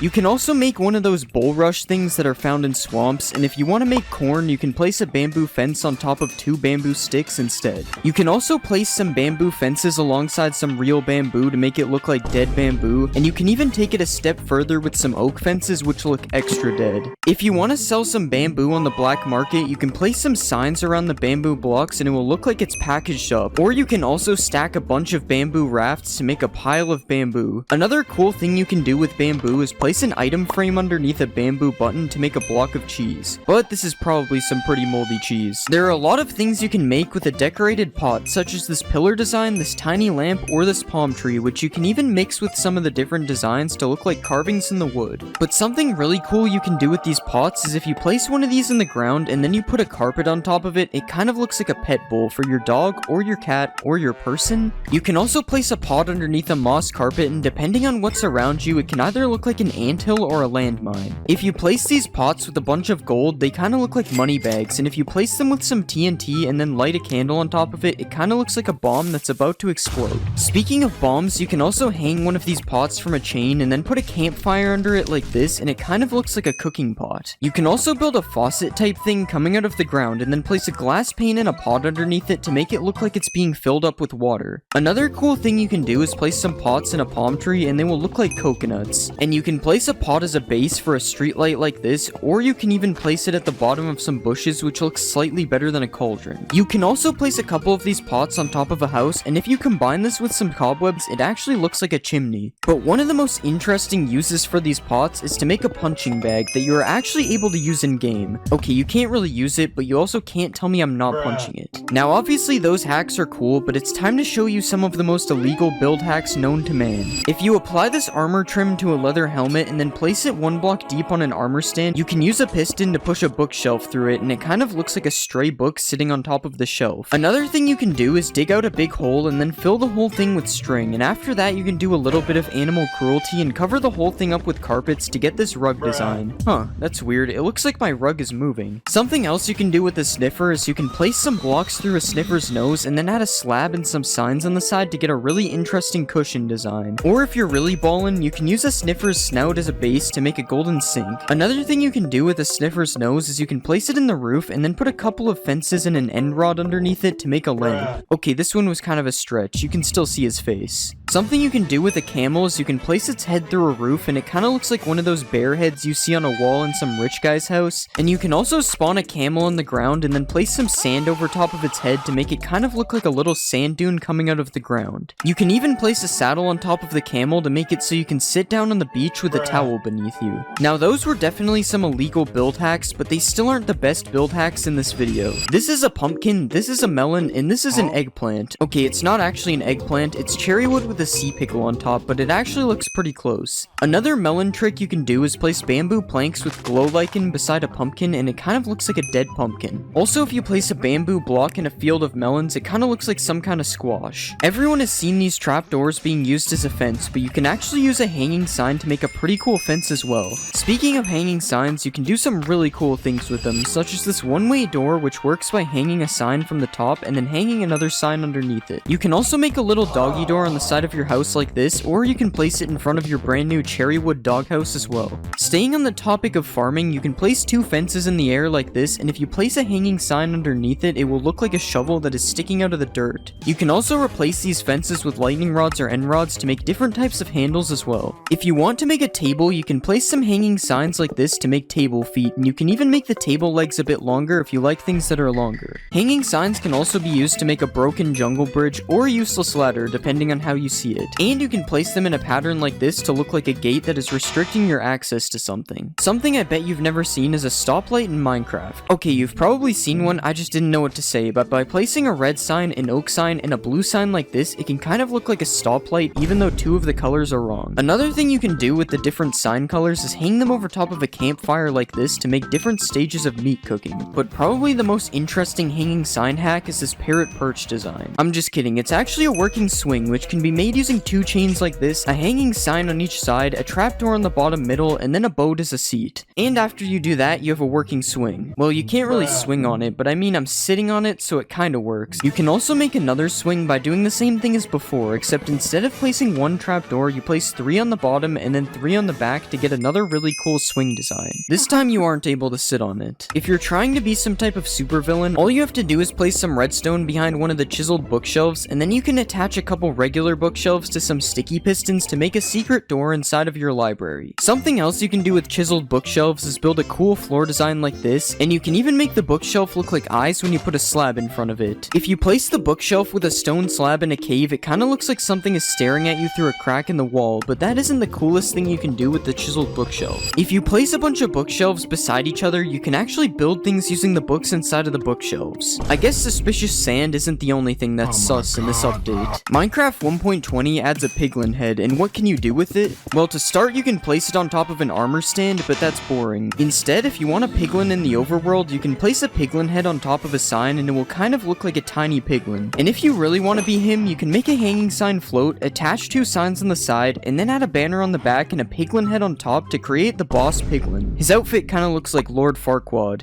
If you want to build some tiny birds, you probably wouldn't think of using a piglin head, but because of the floppy ears, it actually kinda looks like birds in the sky. Of course, you have to make sure not to look at the other side though. If you place a piglin head on the ground and then put a bunch of redstone around it, it looks like a piglin was just decapitated. And if you take it a step further, you can build up with some fences and place some chains and hang a red sign under it to make it look like a guillotine just chopped off its head.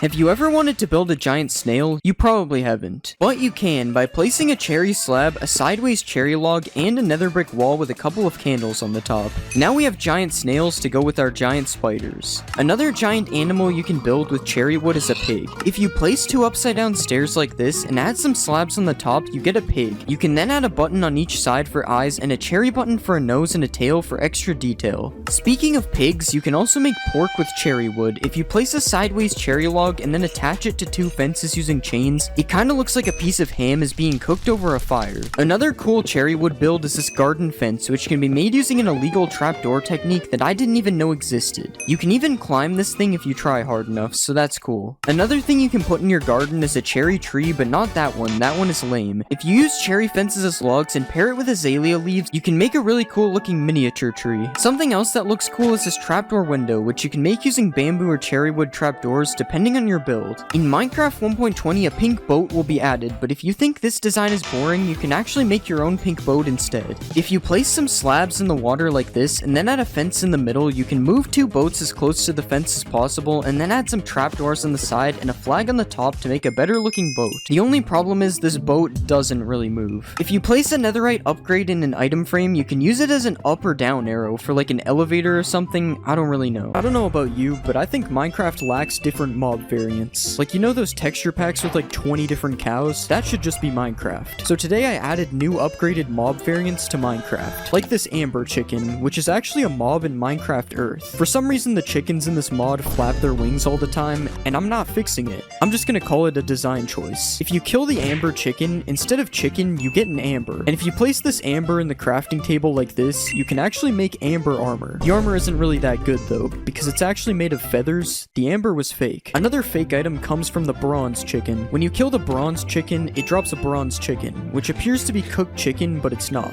You can also get brown eggs from the bronze chicken, but instead of throwing them, you can just eat them. This time without the nausea. This chicken is really fancy. Because it is called the fancy chicken, I don't think it's actually that fancy. So if you hate the fancy chicken like me, you can shear it to turn it back into a normal chicken. The fancy chicken is only found in the jungle. I can't remember why I made this choice, but it kind of makes sense. And if you right click the fancy chicken, it will say something fancy. Wow, this chicken is sophisticated. The midnight chicken only comes out at night. And unlike other chickens, the the midnight chicken is not friendly at all. The thing is, it doesn't do any damage though. It just has a random chance of turning you into a chicken when it hits you. This isn't much different than before, to be fair. If you're bored of the normal cow, I'd like to show you the dairy cow. It's exactly what I was talking about in the intro. The dairy cow gives you raw milk when you milk it instead of regular milk, which doesn't make any sense given that regular milk is already raw. But you get strength 10 if you drink it, so go crazy. I also added the emo cow to the game. I think it's actually called the Umbra cow, and bro really needs a haircut. You can't even see his eyes. Don't try to cut its hair though, because if you do, you will get attacked. You can also milk this cow just like the last one, but this time it gives you a bucket of monster energy, and drinking the monster energy will give you speed 10. Basically, I made cows super OP.